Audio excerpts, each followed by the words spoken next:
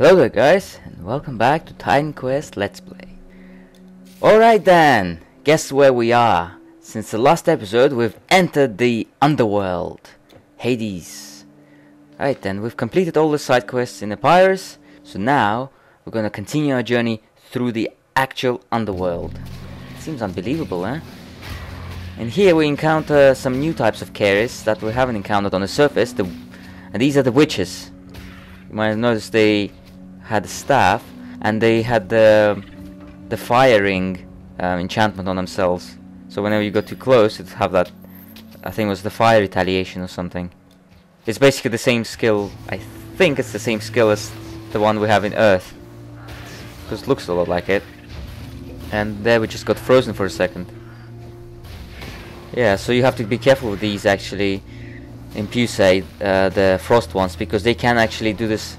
You will see it's like, as opposed to the normal projectiles, they do one like which goes in an arc, and when it lands on you, it freezes you for a few seconds. So pretty dangerous.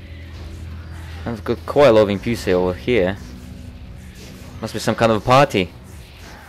But yeah, but it's pretty impressive already in the underworld. I mean, this is like, it's quite far into the game already. Seems like only yesterday I've started this Let's Play.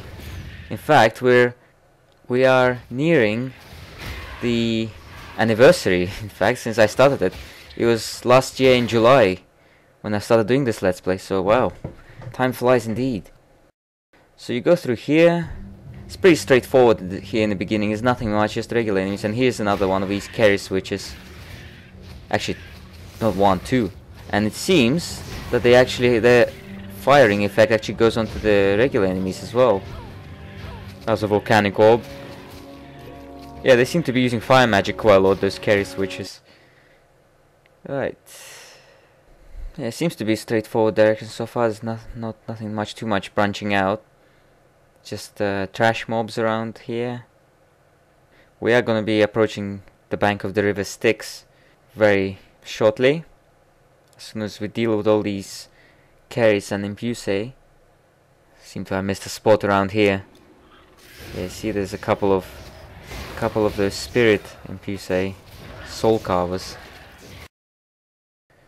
and these random chests just standing in the middle of nowhere. Seems a bit weird to me. All right, so just this way here, just a few more enemies, and then we'll be there. Okay, we can already see on the minimap there's a portal there. See where it says the river Styx. If you didn't know, the river Styx from Greek mythology is the one that Charon, the boatman, used to transfer the dead over. It was the river that signified this is the entrance to the underworld. Although there were actually said to be 5 rivers of the underworld. There's Styx, Charon, Phlegethon, Lethe, and Sycites. So there's 5 of them. But yeah, Styx is usually, sometimes in some places actually Charon is said to be the river that the Charon uses to transfer dead over, but in most popular ones it's the Styx. Right, so we're here, we're speaking to the NPCs, and here we're getting the side quests, so you can speak to all the ones with exclamation marks. We do not know what to do. The ferryman has abandoned his boat. There we go. See, where's Charon? Why did he leave his boat behind? I actually really love this part of the game. The first time I came here, first time I came, I mean, listen to the music as well. First time I played this bit, I was like, wow, the atmosphere here is amazing. I mean, and here, a couple of side quests, Stygian Lurker, and the one who would lead. And we'll be accomplishing them within the next couple of episodes. Right. And the main quest has updated as well. We're gonna basically have to find a way across. And to do that, we're gonna be fighting Charon himself. So it's basically this way. But yeah, this place is really atmospheric. The first time I played this, I was like, this is amazing. I mean, the sorrow and despair that these shades experiencing, you know, that they don't know what to do, you know. It's just, they died 1 second ago. They were peacefully in their homes. Next second, they die because of the invasion from the underworld. And now, they're not even getting their proper afterlife. It's pretty sick. I also quite like how the water in the river is actually has that greenish tint to it. kinda makes it really look like it's unhealthy kind of water, you know? Not the kind of water you'd wanna drink or bathe in. Alright, so the essence of Persephone's tears. We've been finding quite a lot of this Persephone's tears lately, actually. Whereas some other relics that would be actually more useful to us, we haven't even found at all. Only found one piece of. Would have really liked to get more Rage of Ares or Shade of Hector. Although I'm not sure if I'll be able to equip those on the gear we've got right now. Right, I've got this cool looking shrine over there. Just gonna clear some more enemies around here. You know, it's always weird to me to see the undead in the underworld. I mean, I don't know. I mean, I understand the lost souls. These guys, lost souls. Yeah, that's fine. They're the souls. Maybe they're the shades who, you know, have lost their sanity or something. But whenever you see the skeletons themselves, it's just really weird. I mean, why would there be skeletons in the underworld? Skeleton is a physical remaining of Rage of Ares and spectral matter. Let's take a look. So that's Rage of Ares. That's the first piece we got, and it's quite a nice relic. The only thing is it can only be enchanted on the arms, the bracelet. Yeah, braces and bracelets. And spectral matter, we can combine that. We've got quite a lot of spectral matter here. Right, just gonna check this. And I'm gonna head off to this shrine of the golden bow. Right here. Not sure what this location is exactly. But yeah, with the skeletons, I always find it to be weird to see the skeletons in the underworld. It's like, who's been burying them in the underworld? I thought, you know, how'd they even get here? If you think about it, a skeleton is a physical remainder of someone who died, not the actual soul. I have to say, this area looks pretty cool, this Shrine of the Golden Bow. It's quite nice. I mean, what is that exactly? Some kind of undead monument there.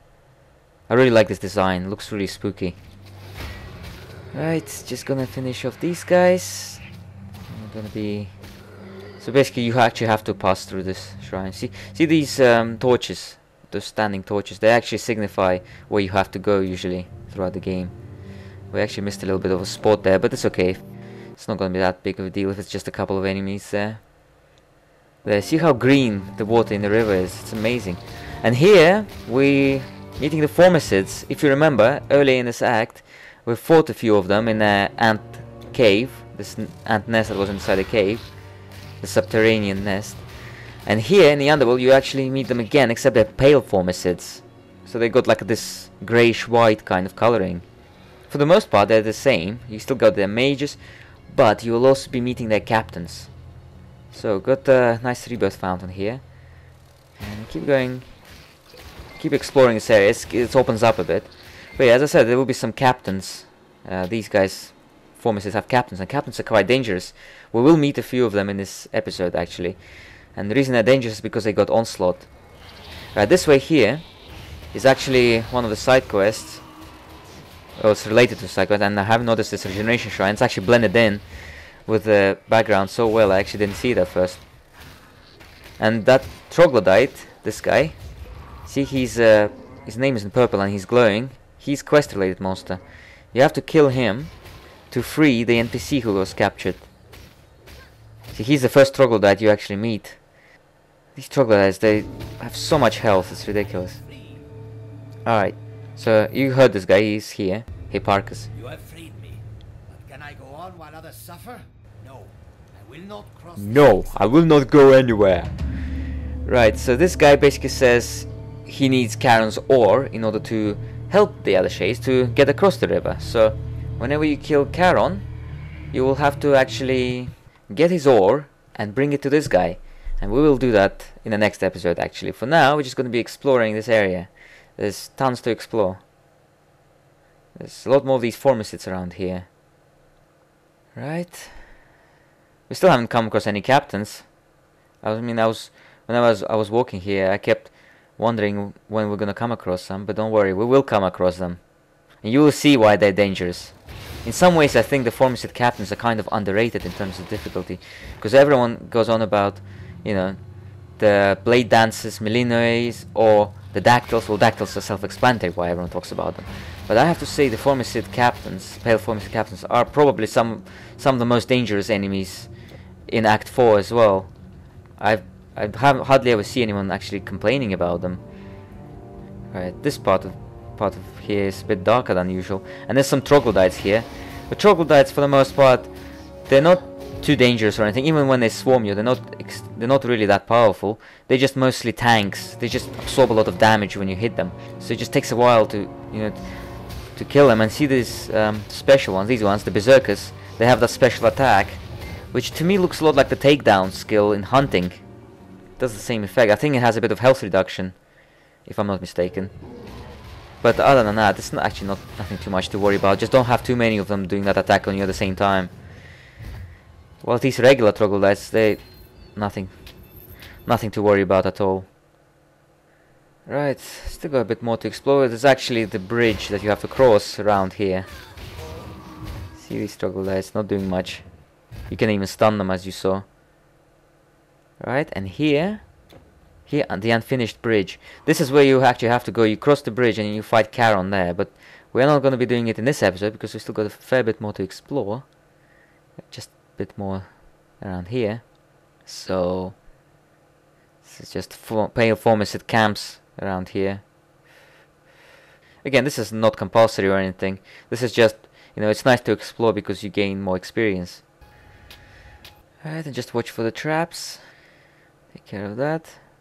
Some of those mages here, priestesses, and there we go. There's one of the captains. You notice he's got a red stripe on his head, and he's also got that onslaught building up. And look at that. Look how much damage he's already dealing.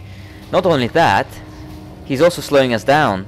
So he's obviously using the hamstring skill of the onslaught tree, and hamstring is very dangerous. You might know that the epic and legendary Minotaur Lord uses that as well. So yeah, we've managed to take him down. He doesn't have overly loads of health, but if you notice, in that little time that we fought him, he's managed to take down quite a lot of our health. And if you're not careful, if you're not watching your health, or if it's your first time, he can actually kill you. And this is just one of them. So yeah, we had to go into Colossus as well, if you notice, to actually be able to tank the damage that he was dealing to us. Whenever you're facing the captains, it's always... they always have other Formicids near them, so try not to aggro that many. Always try to as few as possible. There's another one here.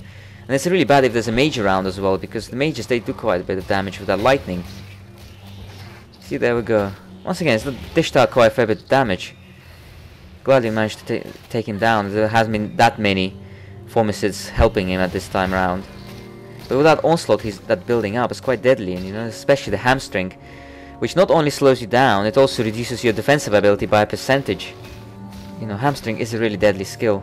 That's what, like I said, the Minotaur Lord in Epic and Legendary uses it, and everyone who's been in Epic and Legendary and fought the Minotaur Lord knows that he's really dangerous.